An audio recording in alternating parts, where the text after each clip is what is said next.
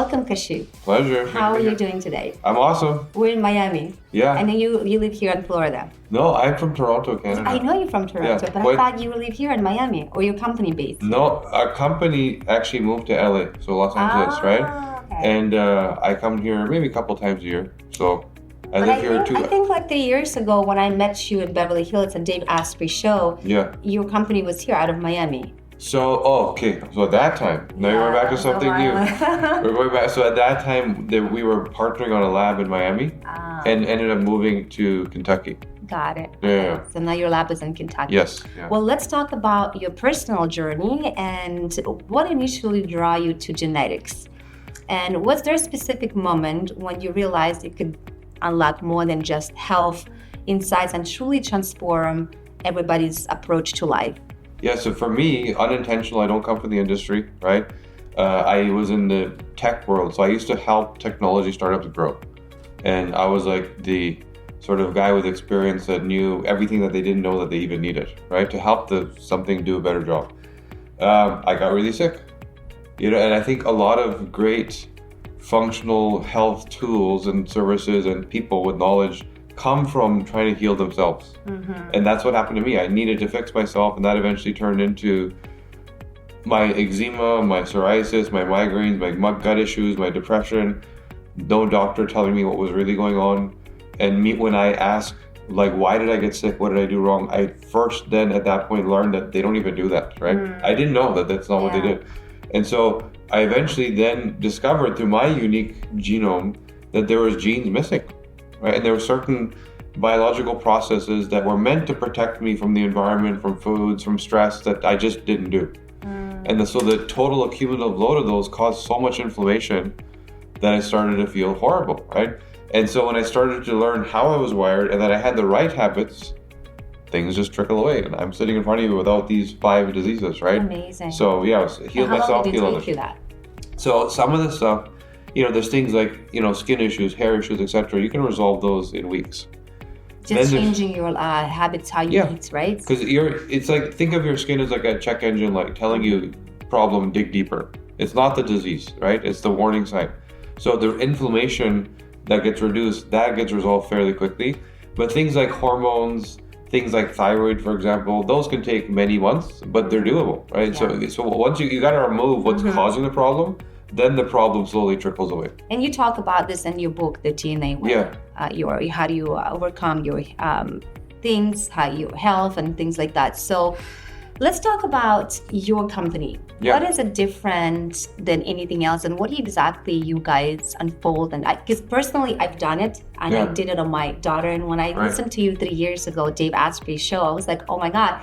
You talked about also not just your experience, how you change your health, but also your family. Like your nephew, he was at 7 years old, had all these issues like panic attacks and many other issues. And you guys checked him out and just changed a little bit of how he ate and to take away gluten. Yeah. And it changed. And I was like, oh my God. I remember my daughter was going through some, like tantrums and being just crazy. And I'm like, goodness. And then I did the test. I was like, oh, there's one thing and it literally like changed everything. So let's talk about this. How is it important to do genetic tests for to figure out what's happening in your body? And what is genetic tests anyway? So all the health and wellness stuff makes sense.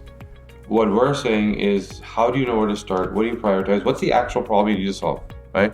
As opposed to listening to every podcast, watching interview, and doing it all, and literally hurting yourself potentially, which some people do. So what is DNA?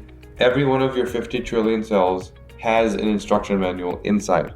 And the cell reads the manual to know how to do its job. So a kidney cell, a heart cell, a detox cell, a hormone, the instructions drive the work. So if you can read the instruction manual, you know exactly what your cells are being told. And you can read what is misinstructed, what is over-instructed, right? There's certain things you're doing too much of, making too much estrogen, things like that, for example.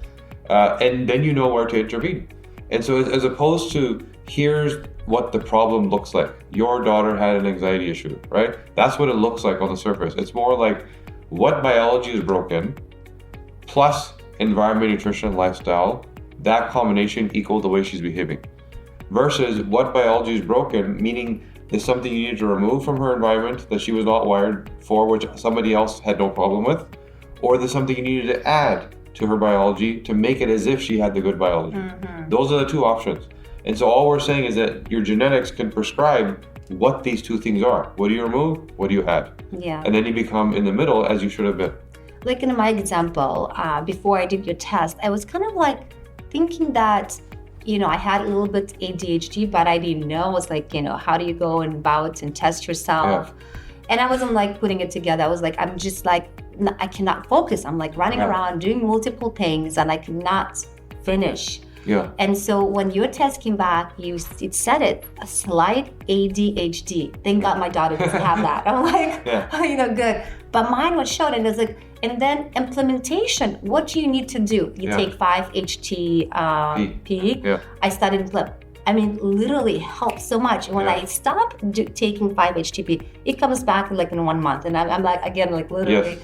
And so some certain foods I love how you recommend, antioxidant, whatever. What else is in your? So that's a perfect example, because we use the language ADHD because that's what you resonate with, that's what you understand, right? Meaning in general, everybody. But the actual mechanism, I don't believe you have ADHD. What you have is there's a neurochemical in your brain called serotonin. It's known clinically as an anxiety and depression chemical, but it's not understood why. So we get deeper into the why. So it regulates your mood. Whatever's happening, good news, happy, sad, are you responding as the news, or are you more like up and down, right? Which starts to look like ADHD. And so the mechanism is serotonin allows your brain to prioritize all of the stimulus. So we're sitting here chatting, what's he doing? What's that like? What's all this stuff? Can you focus or not? And what looks like ADHD, you can't focus, it's actually hyperattention. I pay attention to everything. I see everything, I smell everything, I notice everything, right? Which is, it's a superpower, it's a strength. But put you in the middle of a classroom, the teacher doesn't understand what that is, right? So what we say is that there's no need to fix this. This is your strength, your ability to see it all, which is what makes you so good at what you do. Right. But sitting down at dinner with the family, going on a vacation, it's gonna look like you have ADHD because you're overwhelmed in terms of your nervous system.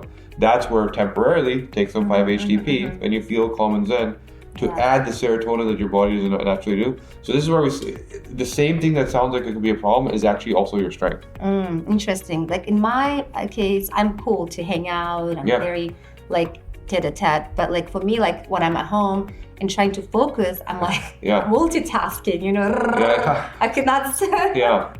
So anyways, when you started the DNA company, what were the biggest obstacles you faced in getting people to understand the power of personalized healthcare? Yeah, I would say, first of all, what was already understood about genetics, which I think is wrong. So the first little while, like, hey, we work with genetics. Like, I don't know if I'm getting Alzheimer's. And that was kind of it. I don't know if I'm getting breast cancer. A lot of people still do that. Still, thinking that that's all that you can learn. Versus, it's not a prescription for Alzheimer's, it's a priority. And now you have to do the work to prevent it. So if you know it's coming, and I can tell you exactly why it's coming, and now you know exactly what to do, and with some level of certainty it's not coming anymore, that's the power we now have. It used to be, here's an Alzheimer's gene, and you have a risk, and talk to your doctor. And nobody tells you what to do. You're like, okay, now you're on your own. And let's talk about that. You do have 2 different tests, right, in your company now, and also you teach people the program that to go and how do you change it, how you implement it. So talk about that, which is really important. Yeah, there's a couple layers to this. There's the company, the DNA company, last year merged with the telemedicine company. So I built it, I created the science, I made it easy so it was the way I needed it to be. I'm not a scientist, but now I can speak to it, I can read it, I can understand it. Just like you read the report, you knew what to do, right? Super easy. So I built it in the way that I wished it looked like the first time I needed it, right? So now, having said that, next step is how do I get this to everybody? Because everybody needs this help. So we merged with the healthcare company, and at that time, I stepped away and I stopped running the company. It was a year ago, so I no longer run the company. I help whenever they need help, but I'm still founder, owner, all that stuff, but they do their thing, right? Why? Because I don't claim to be an FDA and Medicare and Medicaid expert. They are, right? And we need this to get to everybody. So having said that, now that it's sort of accessible to more people, I've taken a step back and said, I still know this stuff very, very well. I can coach people. So I host master classes, I host events, and people will show up. I'll have like 50 people online on a Zoom call. They have their DNA in their hand, and we'll spend 8-9 hours together. Oh, that's so cool. Yeah, and they love it. I just did one literally while I was flying here to the event. I finished one and then flew directly here right after, and I was exhausted, but yeah, that's what we do. And so whether it's a coach, whether it's a doctor, whether it's a naturopath, whatever, we have a whole team. And then I also do it myself. Yeah, it's beautiful because I think it's so important to have people not just do the test and hang them and not knowing what to do. Because the basic medical environment looks like that. You got the cancer, now you're on your way. You go figure it out. We can give you this pill. You can do this. So I love how now your company and some other companies are taking approach on personalized, like, hey, let me take your hand, let me guide you, let me show you, let's take a look and dive into and see how we can like implement all these things. And some of them will work, some of them not work. This is so amazing. It's the exact opposite of the allopathic medical doctor experience. Right. Which is the absolute minimum connection. Minimum. There just is like a conveyor, So what's surprising insight from your own DNA test that forced you to rethink how you live your life and habits that completely shift your life?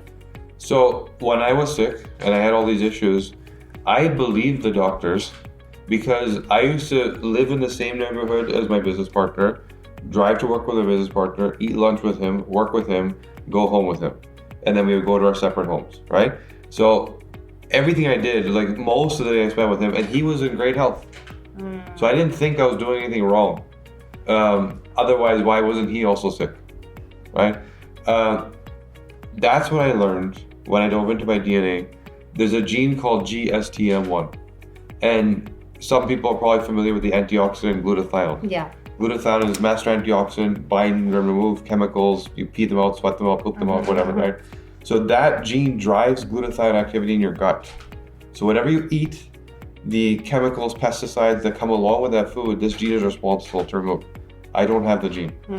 Missing. It's not even what version, what variant. Literally, I don't even have the gene. So when I and my business partner were going to lunch every day, I had a friend who was a functional medicine doctor who said, I wasn't so much into trying to be healthy, but he said, focus on like a Mediterranean diet and you'll be good. So we used to go regularly to this Lebanese restaurant down the street from our office and hummus, chicken, salads. And I didn't know that in Canada where I live, that there's chemicals used to dry the chickpeas when they farm them so that they can, because we have long winters, so they can store them and they can turn them around faster. And then there's other chemicals to expand them so they can sell them, right? And so Health Canada says those chemicals are safe because when they test them on a few thousand people, most of them don't have what I have. They're not safe for me. Right, so that potent toxin was wrecking my gut, damaging the lining, causing leaky gut, and I ended up with all these diseases. That's not the only thing, but that's one of many things. But that was the aha moment, like, wow, I can now dig into my biology. Yeah. This is incredible. If someone only wanted to try one test from DNA, which one would they have to? I think DNA 360 is the foundation. Where before you do anything, right? Before you do anything in your health and wellness journey, it's like, what do I actually need to do? Yeah. What's actually broken and how do I fix it? So all the biohacks, something as simple as cold plunging. Okay, everyone's cold plunging. Is that good for your body or not?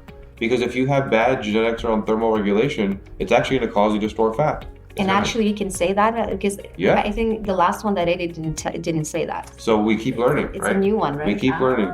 So I need to retest. You don't. That's the beauty of DNA. Your DNA doesn't change. No, I know, but you do. Like I didn't in that test. The one I did 3 years ago, it didn't say that. So the new reports will say new things, right? So you go log in, you're going to see stuff you didn't see 3 years ago. Oh, seriously? Yeah. So if I log in, I can like see more things? They'll see, yeah. So the genes don't, and that's the foundational sort of, because your DNA doesn't change, unlike any other blood work, lab work, gut microbiome testing, it's one time. One time, which is... Yes, and we keep learning, and we keep teaching you for the rest of your life.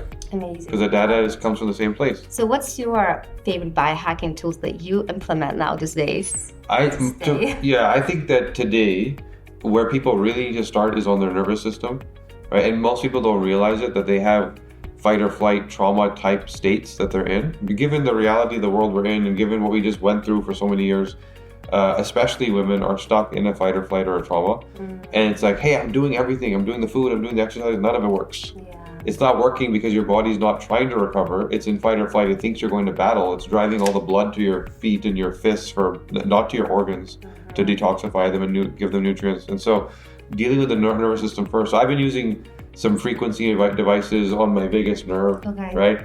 Vagal tone type stuff. And I feel it. Like when there's certain people that I know there's conflict because of business, and I can now deal with that person, and it 8 out of 10 feels like a 2 out of 10. Right? So that's where I think people should start. For also self-care, I think. Yeah. Remember to take breaks, go on vacation. Yeah. Do other stuff. But what other supplements that really, tell me one supplement that you think everyone should be taking? So the thing that everyone is lacking based on our food supply is good mixture of minerals, right? We believe that you are what you eat. You are what you ate, right? Because that thing comes from that. So if you're eating a fruit that came from a tree that's in dead soil because it's been so sprayed with chemicals, there's no minerals. And cut up an apple and leave it on the table, it doesn't oxidize. No, it does. Right? Yeah. I remember my daughter, she left her lunch bag at school on a Friday, and I go and pick it up expecting to open this stinky mess, and there's these fresh apples in there. Wow. Right? Like 72 hours later. Even organic, you said? Yeah, organic means no chemicals, but it doesn't mean nutrition. Wow. It doesn't mean the soil is healthy. So then we need not just ourselves, but also we need our minerals to our kids. Yes, for sure. Wow. Our kids, if you take all the minerals out of your body, all that's left is a puddle of water. It's every structural component of your body. And people underestimate, for example, your bone is not just calcium. There's 61 minerals you need to make bone, right? So why there's so much osteopenia and osteoporosis so early now? So yeah, that's the one thing I would say. Yes, minerals, we're all deficient. Wow. Yeah. And what age a young child can do such test? Do you recommend? At birth? Yeah, I know. Right, at birth. I know. I have a client that when I told them about your company, and they have 3-year-old and 4-year-old, and particularly 2.5-year-old was doing all these crazy tantrums, and it was very not emotionally stable. And when they did the test, they kind of saw that oh wow, it was a great moment opening, what can they do, what to feed, and what kind of the genetics they have. Yeah, even my young son, when he was I'd say maybe 6 years old, the teacher started saying he had ADHD. I was like, no, he doesn't. You don't even know what ADHD is, right? And so I looked at it, and I wasn't looking for ADHD in the genetics. I was just looking for what biology is broken and what are his habits and how could that equal what the teachers are describing. And so I looked at his DNA, and the first big red flag that I saw was there's an enzyme called amylase, which allows you to break down starch into glucose, energy. So how effectively can you use carbohydrates as fuel? The way we do that is different for different people. Then there's a gene called TCF7L2, which drives your insulin response. And he had the worst version of that. So his ability to use starch as fuel, horrible. His ability to regulate his insulin response, horrible. And the teacher that was complaining he had ADHD was after lunchtime. Where in our South Asian home, he was given rice with meat every day, right? And so his food was putting him into a coma. Wow. Right? And it was literally that 1 or 2 hours after lunch they were complaining, but the morning and the late day they weren't complaining so much. So it was more a question of, do we remove this food? Or do we give him some additional fiber or berberine or something to help him metabolically? And it's a little bit of both, right? And now all of a sudden, they're not complaining about ADHD anymore. That is so cool. I love how, we have so many incredible tools in the past 10 years that we literally can look at our genetics, our body, and literally design and to stay healthy and abundant for a long time. Yeah. So what's next for you personally? So next for me is I want to take this skill, which is I've taken science out of a lab that nobody could understand and turn it into something that's so easy to use, and now many thousands of lives have been changed. So I'm looking for what's the next thing I'm going to apply that to. And I think where that's probably going to land is in frequency and energy medicine, right? Because the same exact thing, I'm working with a scientist right now who has sequenced 138,000 frequencies in the body. How do you consume all that? How do you make sense of all that? So I'm going to do the same thing. I'm going to try and make it easy for people, because I believe that that's the medicine we need. It is. It's absolutely right. Yeah. Like we started early with my little Yes. frequency device to open up our field. Yes. Well, thank you so much for this beautiful conversation. And I love chatting with you after all these years. Yeah. And continue changing the world. I'll try. Change the humanity. Yeah. Thank you so Good much. Talking. All right. Unlock your full potential at the Biohackers World Conference and Expo in Los Angeles on March 29th and 30th. Connect with leaders in health optimization, learn the secrets to longevity, boost your performance, and dive into the latest biohacking and wellness innovations. Don't miss out. Tickets are going fast.